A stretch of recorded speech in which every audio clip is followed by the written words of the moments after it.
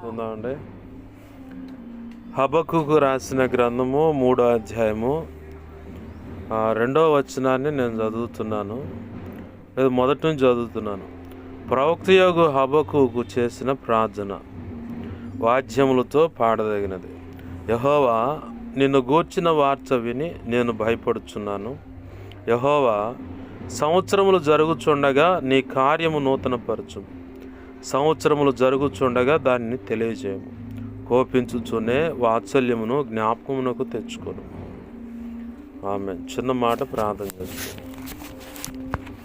ప్రేమగల మా కన్న తండ్రి యేసయ్యా, నీకు వందనాలు, కృతజ్ఞతాస్తుతులు మా తండ్రి. మీరు ఇచ్చిన ఈ లేఖన భాగాన్ని బట్టి నీ కృతజ్ఞతాస్తుతులు. ఈ లేఖనాన్ని విరవని దీని చాటున మీరు దాచి ఉంచిన శ్రేష్టమైన వర్తమానాన్ని నీ మనసులో నీ బిడలకు మరి నిర్ణయించుకున్నటువంటి ఆశీర్వాద వచనములు అయా, ఈ నూతన సంవత్సరం తొలి దినాన మరి నీ దయా కిరీటమును సంవత్సరం మాకు అనుగ్రహించినందుకు కృతజ్ఞతాస్తుతులు చెల్లిస్తూ మరి నీ చిత్తంలో ఉన్నటువంటి మరి సంవత్సరం అంతా నీ చిత్తమైతే ఈ భూమి మీద మాకు ఆయుష్ నిర్ణయించినంత కాలంలో నిశ్చితము చేరు పర్యాంతం వరకు కూడా మాకు అవసరమైన శ్రేష్టమైన ఆశీర్వచన వాగ్దాన సందేశమును దేవా ఈ లేఖనాన్ని విరిచి మాకు అనుగ్రహించండి. నీ పక్షం వహించిన మీ దాసు నోట మీ మాటలు ఉంచండి. మీరే నాతో మాతో సూటిగా తేటగా స్పష్టంగా మీరు మాట్లాడండి. బలమైన నీ వాక్శక్తిని అనుగ్రహించండి. ఇర్మియా 1వ అధ్యాయం 9, 10, 18, 19 కృపను దయచేయండి. ఉపదేశాన్ని అడ్డగించాలని ప్రయత్నం చేస్తున్న దుష్టుడు, వాడి దూతలు, చీకటి అంధకార శక్తులు కానీ ఏ ఇతర సంబంధించిన శక్తులు ఏవైనా అడ్డుపడుతున్న వాటి ప్రభా నీ మహాపునరుద్ధాన శక్తితో యేసు నామములో ప్రభా మేమంతా కలిసి నీవు నాకు ఇచ్చిన అధికారం చొప్పున బంధిస్తున్నాం, లయపరుస్తున్నాం. నీ బలమైన సన్నిధి ఇక్కడ ఉంచు. నీవే నాతో మాతో మాట్లాడు. నీ ఆత్మకార్యములు జరిగించమని గతకాలమంతా నీ కృపారెక్కల చాటును భద్రపరిచి క్షేమాన్ని ఇచ్చావయ్యా. ఆయుష్ను పొడిగించా, ఆరోగ్యం ఇచ్చా. అన్ని ఉపద్రవాల్లో కూడా మీరు తోడైండి కాపాడి ఈ మజిలీకి తెచ్చి ఈరోజు మరి నూతన సంవత్సరమును దయాకిరీటం మాకు ఇచ్చి నూతన కృప, నూతన వాత్సల్యత, నూతన ఆదరణ, నూతన ప్రేమ, నూతన అభిషేకం, నూతన తలాంతులు, ప్రత్యక్షతలు, కృపావరముల యొక్క ఇదిగో తండ్రి విశిష్టమైనటువంటి ప్రభావమును కూడా నీ కృపచేత లేఖన ప్రత్యక్షతను కూడా అనుగ్రహించి నీవే నాతో మాతో మాట్లాడమని నీ కార్యం జరిగించమని యేసయ్య నామములోనే ప్రభు నీవు ఇచ్చిన లేఖనాన్ని బట్టి కృతజ్ఞతాస్తుతులు చెల్లించి నిన్ను గొప్ప చేసుకుంటూ ఉపదేశాన్ని నన్ను మమ్మల్ని నీకు అప్పచెప్పుకున్నాం మా తండ్రి. ఆమేన్. ప్రభునందు సమకూడిన మీ అందరికీ నా హృదయపూర్వకమైన వందనాలు. చదువుకున్న లేఖన భాగంలో ఓ మాట మొదటిగా కనపడుతుంది. ఏంటంటే ప్రవక్తయగు హబక్కుకు చేసిన ప్రార్థన. ఏమని ప్రార్థన చేస్తున్నాడు ఆయనంటే, నిన్ను గూర్చిన వార్త విని నేను భయపడుచున్నాను. సంవత్సరములు జరుగుచుండగా నీ కార్యం నూతనపరచు. అంటే మొదటిగా ప్రవక్త దేవుని సన్నిధికి వెళ్ళినప్పుడు ప్రార్థన చేస్తూ ఉన్నాడు. తన స్థితి పరిస్థితులన్నిటినీ దేవుని ఎదుట మొదటిగా జ్ఞాపకం చేసుకున్నాడు.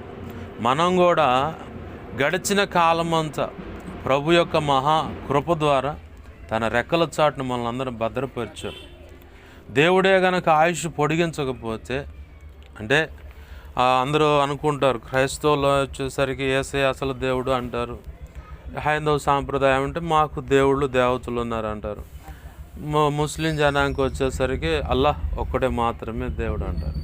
ఓకే, వాళ్ళ సాంప్రదాయాలను మనం అందరం గౌరవిద్దాం. దాంట్లో మనం వ్యత్యాసం చూపించాల్సిన పని లేదు.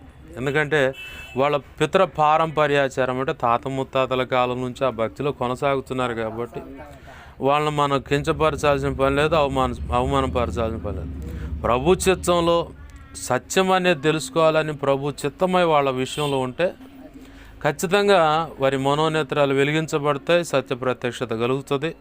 ప్రభు చిత్తంలోనే నీట ముంచు బాప్తీస అనుభవంలోకి వచ్చి ప్రభువే నిజరక్షకుడుగా, సొంత రక్షకుడుగా వాళ్ళు స్వీకరించి దేవుని కృపలో దైవ చిత్తంలో నిర్ణయింపబడిన సన్నిధానంలో వాళ్ళే పెంపారబడుతూ కృపలో వర్ధిల్లుతూ ఉంటారు. ఆమేన్, హల్లెలూయా.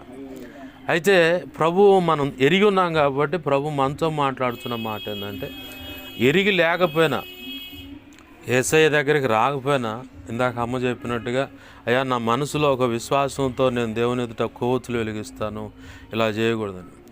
ఆర్సిఎం ప్రకారం అయితే కొవ్వొత్తులు వెలిగిస్తారు, ఓకే.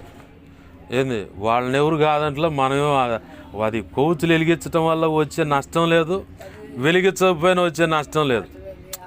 ఇప్పుడు ఎందుకంటే మన ఆత్మను మనం రక్షించుకోవాలి అంతమటుకి. అయితే వారి వారి విశ్వాసాన్ని బట్టి కూడా దేవుడు కదిలి వాళ్ళని ఎలాగైనా సంపాదించుకోవాలని కూడా ఆయన వాళ్ళ జీవితాల్లో కూడా కార్యాలు చేస్తాడు. చెయ్యడు అంటానికి లేదు. విశ్వాసంతో మొదటిగా ప్రవక్త ఇక్కడ చేస్తున్న మా పని ఏంటంటే ప్రార్థన. మన ఓకే, కొంచెం ఒక్క నిమిషం. ప్రార్థన మన జీవితాల్లో ఏ అవసరమైనా సరే ఖచ్చితంగా ఆ ప్రార్థన దేవుణ్ణి కదిలిచ్చి దేవుని కృపలో ఎన్నో గొప్ప కార్యాలు చేస్తాడు. ఏంది 23 సంవత్సరాలు 20 సంవత్సరాలు అసలు పిల్లలే లేరు. అలాంటి వ్యక్తులకు కూడా వారి విశ్వాసాన్ని బట్టి ఆ దైవజనుడి ప్రార్థన, అలాగే చెప్పబడిన వాక్యాన్ని బట్టి ఆ దంపతులు కూడా దేవుని పాదాలు పట్టుకుని ప్రార్థన చేస్తే 20 సంవత్సరాలు. నేను 2 సాక్ష్యాలు విన్నాను. ఒక అమ్మకేమో ఆడపిల్లనిచ్చాడు, ఒకళ్ళకేమో 2 కవల పిల్లనిచ్చాడు. విశ్వాసంతో. ఇప్పుడు నేనున్న ఒకప్పుడున్న ఇంటికాడ ఒక అమ్మాయి క్రైస్తవులే, తర్వాత విగ్రహారాధనకి వెళ్ళిపోయారు. తర్వాత మళ్ళీ ఎంత పెనుగులాడుతున్నా ఎక్కడ ప్రయత్నం చేస్తున్నా పిల్లలు లేరు వాళ్ళకి. నేను అడిగి ఇట్లా మిమ్మల్ని అడిగంటే అమ్మ ఏది సమస్య అని, నీటి కాసులు ఉన్నాయని. ఆ ఇంటికి వచ్చిన 2 కోడలకు అదే పరిస్థితి, 2 పిల్లలు లేరు. ఒక అమ్మాయి ఏమో దైవభక్తి దేవుని యేసయ్యని వెంబడిస్తూ ఉంది, ఒక అమ్మాయి ఏమో యేసయ్యని వెంబడించి అర్ధాంతరంగా ముగించి ఇక విగ్రహానికి వెళ్ళిపోయింది. ఆ పక్కన ఓ బాబాయ్ ఉండు, ఆయన అబ్బాయి నువ్వు వాక్యం బాగా చెబుతావు, అయినా సరే నేను నమ్మేది మాత్రం రాముండే, మై లార్డ్ శ్రీరామ్ అండు. సరే నాకెందుకు చెబుతున్నావు బాబా, ఆయన తాగి వచ్చి చెబుతున్నాడు ఆ మాట, మామూలుగా అయితే రాడు అసలు. సరే ఏదన్నా కానీ చెబుతుంది వినాలి కాబట్టి వింటా ఉండేవాడిని. ఆయన ఒకరోజు ఈ యేసయ్యలోకి వచ్చి విగ్రహాధనం యేసయ్య అంటే పుట్టు క్రైస్తవులే, తర్వాత విగ్రహానికి వెళ్ళిపోయారు. ఆ అమ్మాయితో అంటే అమ్మ ఎన్నిసార్లు తిరిగు అన్న. ఏం బాబా ఊరకనేలమ్మా ఎన్నిసార్లు తిరిగు, ఎంతమంది దేవతలు దేవుళ్ళు మొక్కున్నావు అని. ఏంటంటే సంగతి బాబా నా మాటిని యేసయ్య దగ్గరకు పిల్లల్ని ఎత్తడానికి. అంటే తెలియని వ్యక్తులు కూడా సాక్ష్యం ఇచ్చేవారు అన్నమాట. ఎలా సాధ్యపడుతుందంటే వారి విశ్వాసాన్ని బట్టి వారి దేవుని పాదాలు పట్టుకొని ప్రార్థన చేసినప్పుడు గొప్ప కార్యాలు. కొంతమందికి ఏం చేస్తాడంటే మనం ప్రార్థన చేయకపోయినా, ఇందాక మీరు అన్నట్టుగా హాస్పిటల్లోకి వచ్చి రోగుల కోసం ప్రార్థన చేసేవాళ్ళు ఉన్నారు, చాలామంది ఉన్నారు. అలా అదొక పరిచర్యకి అప్పచెప్పబడ్డవాళ్ళు. వాళ్ళంతా ప్రత్యేకంగా అలా ప్రార్థన చేయబడి బాగుపడి బయటకు వచ్చిన వాళ్ళు ఉన్నారు, పిల్లలు కలిగి బయటకు వచ్చిన వాళ్ళు ఉన్నారు, చాలా సమస్యల నుంచి విడుదల పొంది బయటకు వచ్చిన వాళ్ళు కూడా ఉన్నారు. అయితే మనము చేయాల్సింది ఏంటంటే మన సమస్య విషయమై దేవుని సన్నిధిలో కూర్చొని ప్రార్థన చేయాలి. ఇంకా అంతకు మించి ఏం లేదు. అయ్యా ప్రార్థన అంటే ఏందంటారు కొంతమంది. ఇప్పుడు ముస్లిం జనాంగం చూస్తే 5 పూటలు నమాజ్ చేస్తారు. ఖచ్చితంగా మసీదుకి వెళ్ళాల్సిందే, నమాజ్ చేయాల్సిందే. ఆడవాళ్ళు అయితే ఇంట్లోనే 5 పూటలు నమాజ్ చేస్తారు. వాళ్ళు అసలు మగవాళ్ళ కంటే ఆడవాళ్ళు నిష్ట చేస్తారు. వాళ్ళు మామూలుగా కాదు. చివరికి అది వాళ్ళ సెక్షన్ అయితే ఇప్పుడు మన విగ్రహానికి వచ్చరికి ప్రమిద పెడతాము, సాంబ్రాణి కట్టి కొబ్బరికాయ కొట్టి నిష్టగా మడిగట్టుకొని, కొంతమంది బ్రాహ్మణ్స్ అయితే మడిగట్టుకుంటారు. ఇతర సాంప్రదాయాలు ఇతర కులస్తులు అయితే వాళ్ళకున్న తెలిసిన భక్తి ప్రకారం ఎడంగా ఉండి జాగ్రత్తగా ఇది అమ్మ కానీ అయ్య కానీ అంటే వాళ్ళ దేవి దేవతలని కోపడతారు, ఇలా అయితే కాదని చెప్పని చేస్తారు. యేసయ్య కాడికి వచ్చేసరికి సేమ్ అలాగనే ఉంటుంది కానీ కొంచెం మార్పు అనమాట. ఈ ప్రమిదలు సాంబ్రాణి గడ్డి కొబ్బరికాయలు ఈ సెక్షన్ ఏముండవు. నిన్ను నువ్వు తగ్గించుకోవడానికి మోకాళ్ళు సహకరిస్తే మోకాళ్ళ మీద ఉండవు, లేదంటే గాయత్రి వ్రతం చేసినప్పుడు, లేదంటే నా భర్త క్షేమంగా ఉండాలని వ్రతాలు ఉంటాయి. ఆ వ్రతం చేసేటప్పుడు చక్కగా బాస్పట్లు వేసుకొని కూర్చుంటారు. అలాగనే కూర్చొని అయ్యా నా పరిస్థితి ఇది, మాకు ఈ అప్పులు ఉన్నాయి, లేదంటే నా బిడ్డ సమస్య ఇది, నాకు ఇలా నా బిడ్డల కోసం సంతానం కావాలనుకుంటున్నాను, లేదా నాకున్న అప్పుల నుంచి విడిపించబడాలనుకున్నాను, నా బిడ్డ ఆరోగ్యం బాగుపడాలి. నీ మనసులో ఉన్న దానిని వ్యక్తపరచడమే. ఇప్పుడు నాకు మీరు ఇలా చెప్పారు కదా, అలాగనే యేసయ్యా ఇది నా సమస్య అని చెప్పుకొని యేసునామములో అడుగుతున్నాం తండ్రి, ఆమె అన్న ఒక మాట పలికితే చాలు, మిగతా అన్నీ ఆయన చూసుకుంటాను అన్నమాట. అంటే ఇక్కడ సమస్య, మన సమస్య రక్షణ పొందిన మనమైతే గతకాలం మొత్తం కాపాడేగా ప్రభువా, నీ కృతజ్ఞతాస్తుతులని ప్రార్థన చేసుకొని ఈ కాలం ఇప్పుడు ఈ మరొక సంవత్సరం దయాకిరీటం ఇచ్చావు కాబట్టి మరి నాకు ఈ సంవత్సరమే కాదు, ఈ భూమి మీద నువ్వు ఎంతకాలం నిర్ణయించావు ఆయుష్, అంతకాలం కూడా నీ రెక్కల చాటు నన్ను భద్రపరచు, నన్ను కాపాడు అని ప్రార్థన చేసుకోవాలి. ఇక్కడ భక్తుడు అంటున్నాడు, ప్రార్థన చేసుకున్న వెంటనే అంట యెహోవా యొక్క వార్త వినపడంగానే భయపడ్డాడంట.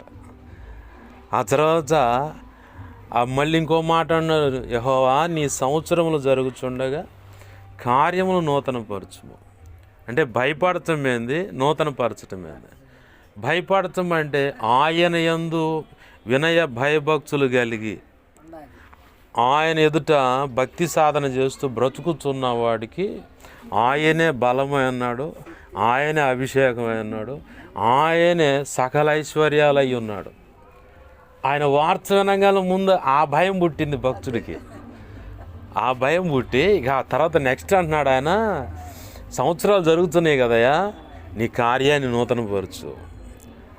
అంటే ఇప్పటి వరకున్న ఈ సిచ్యువేషను, ఈ పరిస్థితులు కాదు, ఈ సంవత్సరం ఇంకొంచెం మెరుగవ్వాలి నా బ్రతుకంతా. భక్తి జీవితమైనా, ప్రార్థనా జీవితమైనా, వాక్యం చదువుకోవడం లేదా వింటమైనా, ఆధ్యాత్మిక పరిపక్వత అంటే ఇంకా ప్రేమను పంచే విషయంలో కానీ, జాలి, దయ, కరుణ, వాత్సల్యత కలిగి ఇతరుల విషయంలో కానీ, కుటుంబ సభ్యుల విషయంలో కానీ, నడుచుకునే విధానం కానీ, లేదంటే సేవలైనా సరే నూతనపరచు. ఎక్కడేసిన గొంగళి అక్కడే ఉన్నట్టు ఉంటే ఏమంటారు మనం ఏమంటాం, ఏందిరా ఎదుగు బొదుగు లేకుండా అట్నే ఉండిపోయారని చెప్పి అంటారు. పెళ్ళైన సంవత్సరం, 2 సంవత్సరం, 3 సంవత్సరాల దాకా ఎవరు గదిలో పొరపాటును కూడా ఆడపిల్లనే. ఆ తర్వాత ఇక మొదలు పెడతారు మేనత్తు పక్కన ఆ అంకులు, ఈ అంకులు, ఆ అబ్బాయి, ఎవరో ఒకరు కాకి పొడిచినట్టు పొడుతూ ఉంటారు. ఏంది ఇంకా అరే వాళ్ళ మధ్యలో ఉన్న సమస్య ఏందో తెలుసుకోకుండా, సలహా ఇవ్వటం తెలియకుండా అట్లా అడగటం వల్ల ఆడపిల్ల మానసికంగా లోపల గాయపడుతుంది. పెళ్లి కాకు ఇంట్లో ఉన్న పిల్ల ఏంది ఇంకా బాగాలేదు, నీకు ఇంకా కాలేదంటే ఆ పిల్ల ఇంకా బాధపడుతుంది. ఈ గర్భఫలం లేని పిల్ల ఎంత బాధపడుతుందో, ఈ పెళ్లి కాని ఆడపిల్ల ఇంట్లో ఉన్న అంతే బాధపడాలి. ఇద్దరికి సేమ్ ఒకే రీతిగా హృదయానికి గాయం అవుతుంది. అయ్యో పెళ్ళైనా కానీ నా కడుపు పండలేదని ఈ తల్లి ఎడుతూ ఉంటే, ఇన్ని సంవత్సరాలైనా వయసు మీద పడుతుంది, మళ్ళీ ఆ ఋతుక్రమం ఆగిపోతే మళ్ళీ పిల్లలు కలగరు. దేవుడు నిర్ణయించిన ఆ ఋతుక్రమం ఉంటేనే పిల్లలు కలుగుతారు. అసలు ఏంది నా పరిస్థితి అని ఈ పిల్లలు ఎడుస్తాడు. ఇద్దరు సేమ్ ఒకటే గాయం. అంటే ఇది ఎందుకు ఈ సందర్భాన్ని దేవుడు గుర్తు చేస్తున్నా అంటే, వీళ్ళిద్దరి విషయంలో ఎంత గాయపడుతుంటారో మన జీవితాల్లో కూడా ఆశీర్వాదాన్ని చూడకపోతే, అంటే ఆశీర్వాదాన్ని ఎవరు చూస్తారు? మనం చూడకపోయినా మన చుట్టూ ఉన్నవాళ్ళు చూస్తారు. ఖచ్చితంగా చూస్తారనమాట. ఏందిరా, నాకు తెలిసిన ఒక అన్నయ్య ఏసే నమ్ముకున్నాం కానీ ఏమి జరగదు, ఏందిరా అని చెప్పి అనేవాళ్ళు. చివరికి మా అక్క నువ్వు ఏసే నమ్ముకొని నీకేం ఒరిగిందిరా, ఆంజనేయుని గొలుసుద్ది, కాళికా గుడి దగ్గరికి వెళ్ళిపోయి ఆడ పూజ చేసి వచ్చింది. మా మేనల్లుడికి ఏదో కీడు ఉందని చెప్పని ఎవరు చెబితే అమావాస్య రోజు మినువులు తీసుకొని పోయి కాలువలో పోసేది. అమ్మాయి ఆ డబ్బులు నాకు ఇవ్వమని సేవలో వాడతా అని చెప్పంట. నీ పని ఏదో నువ్వు చేసుకో, నీ భక్తి నువ్వు చేసుకో, నాదేదో నేను చేసుకున్నాగా. అప్పుడెప్పుడో మా బావ వాళ్ళు ఉన్నప్పుడు చిన్న హోటల్ పెడితే అగ్ని ప్రమాదం జరిగినప్పుడు ఆంజనేయుడు బొమ్మ ఆడ కనపడదంట. మరి బొమ్మ కనపడదో లేకపోతే ఒక దర్శన రూపంగా కనపడదో, మొత్తానికి ఆనాటి నుంచి ఇప్పటికీ అట్నే కంటిన్యూ అవుతూ ఉంది. నా మాట వినమ్మా, ఆ డబ్బులు నాకు ఇవ్వంట. మేనలుడి విషయంలో మినువులు ఇన్ని కేజీలు పోయమంటే పోసి వచ్చింది. ఏంది అప్పుడు మా మామూలు ఉన్నప్పుడు పాస్టర్ గారు మా వెంకటేశ్వర స్వామిని కొలిచేవాడు, గట్ట పెట్టి గణగణ పూర్వీకులు అదే పని చేశారులే. తర్వాత కాలము కొన్ని పాఠాలు నేర్పి ఆ తర్వాత చిన్నగా ఎటోళ్ళు అటు డివైడ్ అవుతా ఇప్పుడు అందరూ అన్ని తెగల వాళ్ళు కూడా ఒక వాళ్ళు వీళ్ళని లేదు, అన్ని కులాల్లో నుంచి కూడా అందరూ రక్షించబడతా సత్యం తెలుసుకొని దేవుని చిత్తంలో ఉన్న వాళ్ళని పట్టుకొని నడిపిస్తూ ఉన్నాడు. చాలామంది, చాలా అంటే చాలామంది. అయితే నా మాట మీద శ్రద్ధ నిలపండి. అక్క ఆ మాట అనగానే నేను అన్నా, ఏం మార్చాడు, ఏం వచ్చిందిరా నీకు ఏసే నమ్మితే కష్టాలు కన్నీళ్ళు తప్ప అనేది మా అక్క. అంటే ఆశీర్వాదమే కావాలని చెప్పని నేను అనేవాడిని. నేను బాప్తిజం పొందకపోతే ఇప్పుడుకి ఒకవేళ ఇప్పుడు 10 సంవత్సరాలు అవుతుంది, రేపు 28కి 10 జ్ఞాపకార్థ కూటాలు పెట్టేవాళ్ళమ్మా అన్న. ఎందుకంటే బాప్తిజం పొంది తెల్లారితే చచ్చిపోదామని వచ్చాను నేను బాప్తిజానికి. బాప్తిజం పొందిన రోజే దేవుడు సేవ పిలుపు, యాడికి నువ్వు పోయేది ఆ సేవ చేయాలని. చచ్చిపోవాలని 8 నెలలు ఏమి తినకుండా తిరిగా. ఇక్కడ సర్వేశ్వరరావు వాళ్ళు ఉండేవాళ్ళుగా, వాళ్ళ హోటల్లో ఆ నాగరాజు అని ఆ పెద్దమ్మ పిలిచేవాళ్ళు, అయ్యా ఏడున్నావు రా అని. వాళ్ళు కాదు టిఫిన్ చేయడానికే ఏడున్నావు రా అని. అప్పుడు అన్నయ్య వెంకటరామన్ దగ్గరికి బాగా సరదాగా వచ్చి కూర్చుంటూ ఉండేవాడిని. అట్లా కూర్చున్న సందర్భం అనమాట. ఆడకొచ్చి ఆడ టిఫిన్ చేసేవాడు. వాళ్ళని నొప్పించలేక లేదు అని కఠినంగా మాట్లాడలేక ఆ 2 ఇడ్లీ ఏదో తిని సరే అని చెప్పని బయటకు వచ్చేవాడిని.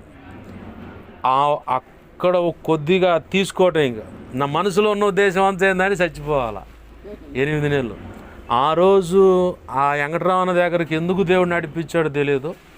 వాళ్ళకున్న అప్పుల బంధకాల నుంచి ఒకరోజు పాయిజన్ తెచ్చుకోండు, విషం బాటిల్ తెచ్చుకోండు ఆ మనిషి. నా పక్కన ఆ మూలం మీద ఉంటారు, పేరు రావట్లేదు. కాదమ్మా, కాదు ఈ అన్యరామూర్ హాస్పిటల్ గొంతు అదే లైన్లో ఆ చివరికి అనమాట, బ్రిడ్జి చివరి అంచుకి అక్కడ వీళ్ళు ఉన్నారు. మాంసాలు గోచరు వాళ్ళ పిల్లగాడు, వాళ్ళ మనవడు ఒకడు ఉండు, వాడి పేరు ఆదాం అంటారు. వాడు నేను ఇక్కడ స్నేహంగా ఉండేవాళ్ళం. ఆ అన్నయ్య ఆడకు వచ్చినప్పుడు ఆ పాయిజన్ బాటిల్ తెచ్చినప్పుడు వాడు చూసిండు. నిజం చెప్పురా, నువ్వు చూసింది కరెక్టేనా, లేకపోతే మన ఇద్దరం నవ్వులు పాలవచ్చు, ఆ మనిషి మన ఇద్దరం తెడతాడు, చెప్పరా మర్యాదగా చెప్పు అన్న. ఎందుకంటే ఫ్యామిలీ ఇష్యూ కాబట్టి. నిజం బాబు, నిజంగానే చూశాను. ఎమ్మనే నాగరాజు ఫోన్ చేశా, ఆ పిల్లగాడికే మాట వింటారు వీళ్ళు మొత్తం. ఎమ్మనే పిల్లంగా అబ్బాయి ఇది సంగతి అంట. నిజమేనబ్బా. పైన గది ఉండేది, ఆ గదిలో పోయి కూర్చోండు. ఏం చేస్తున్నావు, ఏం చేయాలనుకున్నావు, ఇట్లా తెచ్చిమంటే తేలేదని. నిజం చేయితే ఒకటి, లేదంటే నిజం చేయితే ఏముండవు, లేదంటే మాత్రం నీకు ఉందే అండ. అట్లా పట్టుకుంటే ఆ రోజు ఆ అన్నయ్య చనిపోకుండా ఉండటానికి నన్ను అక్కడ దేవుడు వాళ్ళతో స్నేహంగా ఆ రోజు పట్టుకుంటే నిజంగానే విషం తెచ్చుకోండి, అప్పులు బాధ తట్టుకోలేక చచ్చిపోదా. తెచ్చుకుంటే ఆ రోజు నేనుండి ఆ రోజు తెచ్చుకుంటే ఆ రోజు తాగకుండా ఆపటానికి నన్ను వాడుకున్నాడు దేవుడు. ఆ తర్వాత దైవజనుడికి నన్ను పరిచయం చేయడానికి వాళ్ళని వాడుకోండు. ఇప్పుడు వాళ్ళు మొత్తం రక్షించబడటానికి అమ్మాయి ఇక్కడ ఉంది, పిల్ల అమ్మాయి పేరు ఏదో ఉంది, తిక్కలుగా ఉండేది. అప్పుడైతే రాజమండ్రి వాళ్ళు అవి చేశారు అని తండ్రి సన్నిధిలో పెట్టి ఆ పిల్ల కోసం ప్రార్థన చేస్తే ఆ పిల్ల వల్ల ఆ కుటుంబం మొత్తం రక్షించబడింది. ఆ సమయంలో నేను వాళ్ళ దగ్గరే ఉన్నట్టు పరిచయం అయ్యి ఉన్నా. ఇప్పుడు ప్రభు కృపను బట్టి ఆ కుటుంబం మొత్తం రక్షించబడింది. చిన్నంగా దేవునిలోకి వచ్చిన తర్వాత ఆయాపర అనుకుంటా ఇవాళ ఒక స్థితిలో, గౌరవప్రదమైన స్థితిలోకి దేవుడు తెచ్చాడు. ఇప్పుడు విజయవాడలో వ్యాపారం చేసుకుంటా చక్కగా కారు ఏంది ఏంది చక్కగా కారు ఇచ్చాడు, వ్యాపారాన్ని వర్ధిల్ల చేస్తూ ఉన్నాడు దేవుడు. ఏంది ఆ రోజు నేను ఇక్కడికి వచ్చింది అట్లా ఇక్కడ పరిచయం అయ్యి ఆ వినాయకుడు బొమ్మలు అది ఇది అని చెప్పి తిరిగా. అంటే ఇక్కడ ఎప్పుడో నశించిపోవాల్సిన నన్నేం చేశాడంటే ఆ కుటుంబానికి దగ్గర చేసి ఆ కుటుంబంలో వ్యక్తి పోకుండా ఆపాడు. ఒక ఆడపిల్ల పరిస్థితి బాగోకపోతే ఆ పిల్ల ద్వారా ఆ కుటుంబాన్ని మొత్తాన్ని పట్టుకోండు. కొంచెం కాలం గడిచిన తర్వాత ఆ అన్ననే ద్వారానే నన్ను దైవజనుడికి దగ్గర చేశాడు. ఆయన దగ్గర మళ్ళీ హెచ్చరికలు జారీ చేయబడి మళ్ళీ నేను ఆయన ద్వారా రక్షణ అనుభవంలోకి వచ్చా. విచిత్రం చూడండి, అసలు ఎట్నుంచి ఎటు లింక్ కలుపుకుంటూ వచ్చాడు దేవుడు. అయితే మా అక్కకు ఒకటే చెప్పామా, నేను ఎప్పుడో పోయేవాడిని కానీ దేవుడు కాపాడాడు. నేను ఏం చేశాడురా దేవుడు నీకు మేలంటే, నేను చచ్చిపోకుండా దేవుడు కాపాడినని చెబుతాను. అలాగనే నా సాక్ష్యాన్ని విని ఇప్పుడు ప్రభు కృపలో ఇందాక చెప్పాను, ఎసప్పాలలో చల్లి ఉంది, సండే స్కూల్ టీచర్ సేవకురాలం. ఈరోజు బాగుపోతే తెల్లారి చచ్చిపోవాలని నిర్ణయంలో ఉందామా. నేను పోయి ఆ రాత్రి దేవుని వాక్యం అందించి ప్రార్థన చేస్తే ఆ తల్లి వెంటనే సాక్ష్యం ఇచ్చింది. పాస్టర్ గారు నీ సాక్ష్యం కనుక నేను వినకపోతే చచ్చిపోవటానికి రెడీ అయ్యి పాస్టర్ గారు, నీ సాక్ష్యమే నన్ను మళ్ళీ నిలబెట్టింది. దేవుని కోసం నేను బ్రతుకుతా పాస్టర్ గారు, నేను దేవుని సేవ చేస్తాను, నేను చచ్చిపోను పాస్టర్ గారు. అంటే మార్పు అన్నమాట.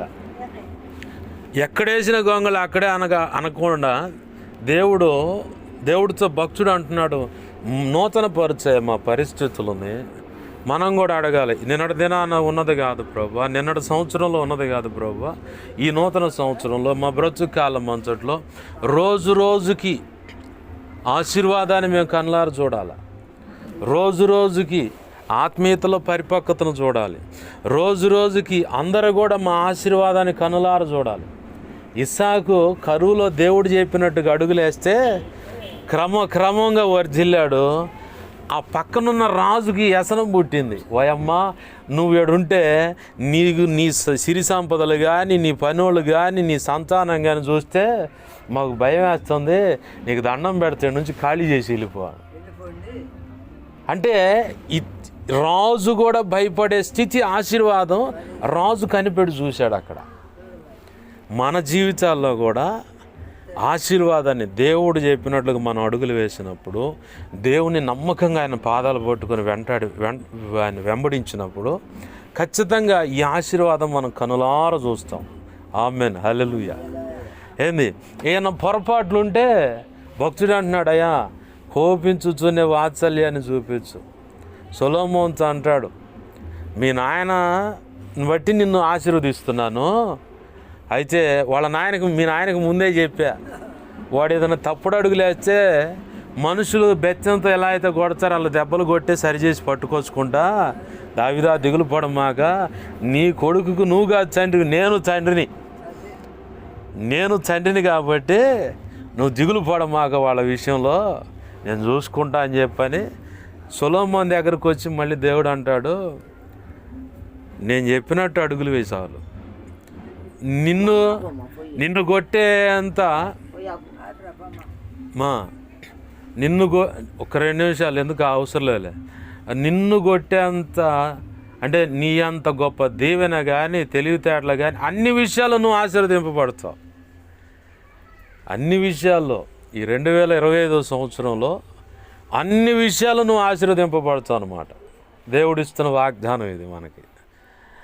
అయితే ఏదైనా పొరపాట్లు ఉంటే కఠినంగా శిక్షించను. కానీ మానవులు ఎలా అయితే ఇప్పుడు తల్లి కూతురు కానీ కొడుకు కానీ తప్పు చేశారు, పోరా నీతో నేను మాట్లాడినా.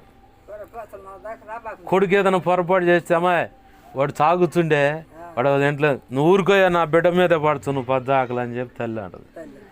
అయినా సరే కోపట తండ్రి మాట్లాడకపోయినా ఆ పిల్లగాడికి పెట్టాల్సిన తిండి పెడతానే ఉంటాడు. ఏమొచ్చాడు గుద్ది, ఏమయ్యవు వాడికి బట్టలు కాదు, ఏంది ఇచ్చేది బట్టలు, నా మాట వింటుండే ఏందోడు, బట్టలు లేవు ఏమి లేవు, ఎవరు మూసుకో అని. ఆ మాట అన్న హృదయంలో ప్రేమ ఏం చచ్చిపోదు. కానీ బజారుకి పోయి బట్టలు కొనుక్కొచ్చి ఇంట్లో పెట్టి మా అడిగిగా ఆ మొహం నేను ఇస్తే తీసుకోలే కానీ నువ్వు అని చెప్పని ఇంతే ఉంటుంది కదా. తల్లి విషయంలో, తండ్రి విషయంలో, బిడ్డల విషయం ఇలాగనే నేను వ్యవహరిస్తాను. కానీ దేవుడు అనే మాట ఇలాగనే మనిషి బెత్తెముతో నేను కోపడతానే విషయం అంటే ఇదే, ఇలా వ్యవహరిస్తానే తప్ప ఏంది నేను మాత్రం వదిలిపెట్టను అన్నాడు. భక్తుడు కూడా ఇట్లా నువ్వు కోపించునే వాత్సల్యాన్ని చూపించు. ఒకవేళ ఈ మాటలన్న కొడుకు కన్నీరుని కానీ, కూతురు కన్నీరుని కానీ, తల్లి కానీ, తండ్రి కానీ చూస్తే వాళ్ళు కూర్చొని ఎడుస్తారు కదిలిపోయి. మరి ఈ తల్లిదండ్రులకి ఈ బిడ్డల విషయంలో ఇంత ప్రేమ, ఆప్యాయత, అనురాగాలు ఉంటే మరి అసలు మనం చేసుకున్న ఆయనకి ఇంకెంత ఆప్యాయత, అనురాగాలు, ప్రేమలు ఉండాలి. అసలు ఎంత మనం దీన్ని గ్రహించలేకే పరిస్థితులను తొంగి చూసుకుంటా, పరిస్థితుల వైపు చూసుకుంటా, అమ్మో దేవుడు నన్ను కోపడుతున్నాడు, దేవుడు అట్లా ఇట్లా అని చెప్పాను అనుకుంటాం. కానీ నీకు చెప్పాను కదా నేను మర్చిపోయిచ్చానని. నేను మళ్ళీ వస్తా, నేను ఇంటికి వెళ్ళి మళ్ళీ వచ్చి నీకు వాగ్దానం ఇచ్చే మిగతా పనిలో ఉంటా. సరేనా? ఏది దేవుడు ఈరోజు మనతో చెబుతున్న మాట, ఆయన ఈ 2025 సంవత్సరంలో నిన్ను అన్ని విధాలు ఆశీర్వదిస్తాను అన్నాడు.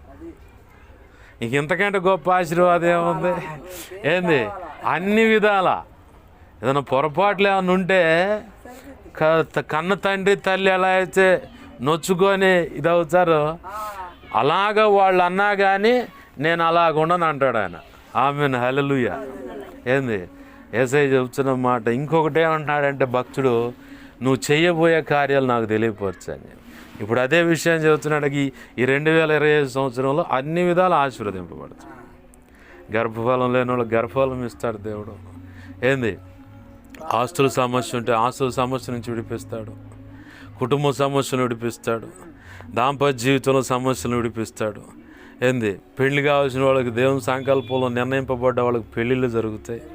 ఏంది? చదువులో ఉన్నత స్థితి, ఉద్యోగాల్లో పదోన్నతి, వ్యాపారంలో అన్ని విధాల ఆశీర్వాదం, సేవలు అయితే నలుదిక్కులకు విస్తరించే ఆశీర్వాదం, ఆత్మల సంపాదన అనే ఆశీర్వాదం, అనేక మంది ప్రయోజకులుగా చేసి దేవుని పక్షంగా సేవకులుగా నిలబెట్టే ఆశీర్వాదం. ఏంది?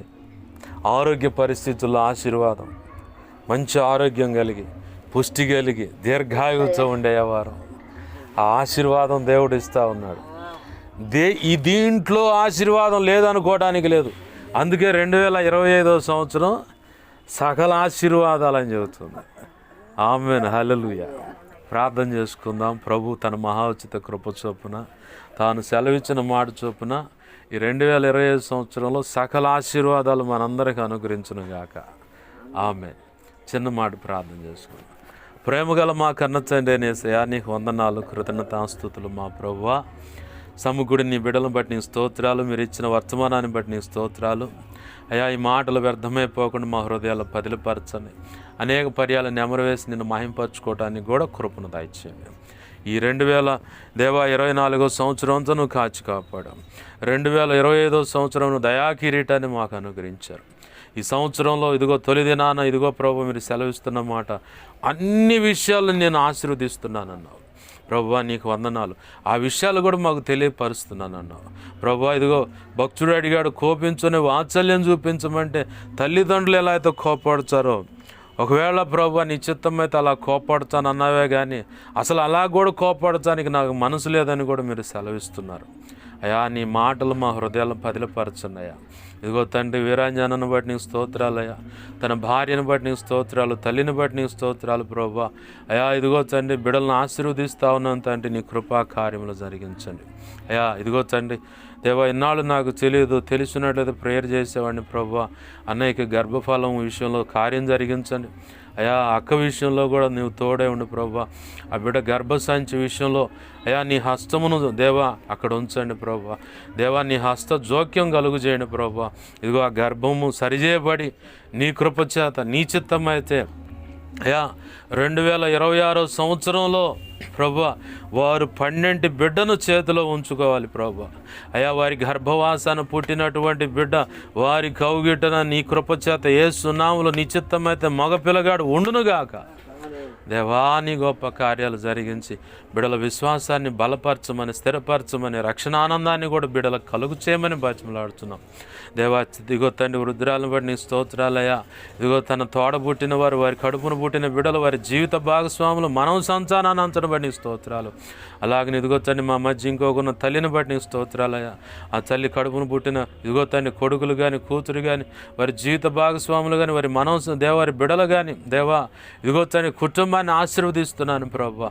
ఇదిగో తండ్రి ఎవరైతే ఇంకను రక్షణానందం అనుభవించలేదో వారందరూ కూడా నీ కృపచేత రక్షణానందం అనుభవించలేక సహాయం చేయండి. కలిగిన సమస్తం నీ కృపచేత యేసు నామములో ఆశీర్వదింపబడును గాక. వీరాంజన చేస్తున్న పనుల్లో కూడా మీరు చూడే ఉండండి అయ్యా. నీ చిత్తానికి వ్యతిరేకమైన పనుల్లో ఒకవేళ అన్నయ్య అడుగు వేస్తుంటే క్షమించు, సరిచేసి పట్టుకురా దేవా. వ్యసనాల నుంచి కూడా నీ చిత్తమైన నీ కృప ద్వారా యేసు నామములో విడుదల కలుగును గాక. నీ గొప్ప కార్యాలు జరిగించమని ఈ ప్రాంతంలో ఎందుకు తీసుకొచ్చావో అది నీ కృపచేత యేసు నామములో నెరవేర్చబడును గాక. ఈ 2025 సంవత్సరంలో గొప్ప ఆశీర్వాదకరమైన దేవా దీవెన దేవ ఇదిగో తండ్రి పరిచర్య విషయంలో కూడా మేము కనులార చూసి నిన్ను మాయంపరచడానికి సహాయం చేయి. తల్లి ఇంటి విషయంలో కూడా కార్యం జరిగించని తన వారితో అందరితో సఖ్యతను తీసుకురా. అందరూ మాట్లాడుకొని తల్లికి విషయంలో అయా నిలువ నేడు ఏర్పాటు చేయడానికి సహాయం చేయి. ఏ మనస్పర్ధలున్నా, ఏ గొడవలున్నా అన్నీ యేసునామం తొలగిపోవును గాక. అయా ఇదిగో ఆస్తులు ముఖ్యం కాదు కానీ ప్రేమ, ఆప్యాయత, బంధాలు ముఖ్యం. ఆ విషయంలో దేవ బిడ్డలకు జ్ఞానమును దయచే, ఆలోచన దయచే, అందరిని సఖ్యపరచు, ఐక్యత తీసుకొచ్చి దేవా ఇదిగో తండ్రి నీ కృపచేత అయా సంక్రాంతి లోపుగా ఈ ప్రభువా ఇల్లంతా బాగు చేయబడటానికి సహాయం చేయి. దేవా కనికరించయ్యా. నీవే కృప చూపించమని, నీ గొప్ప కార్యాలు జరిగించమని అయ్యా.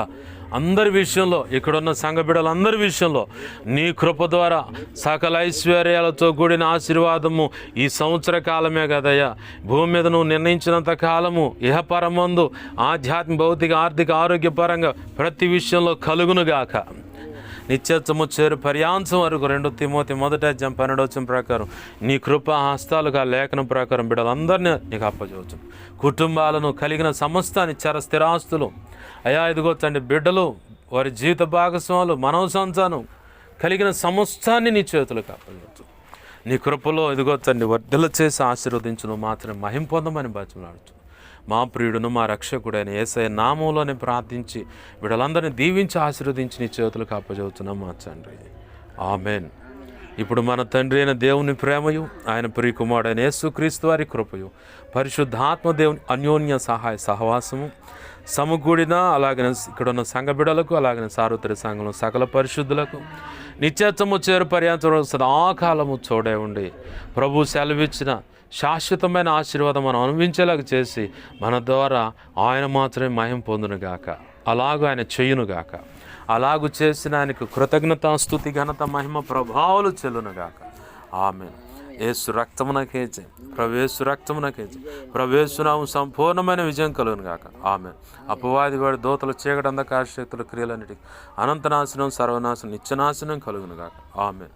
యేసు రక్తమునకే జయము, జయము, జయం. హల్లెలూయా, హల్లెలూయా, హల్లెలూయా. అందరికీ వందనాలు. ప్రభు యొక్క మహోచిత కృప మనందరికీ చూడండి నడిపించునుగాక. ఆమేన్.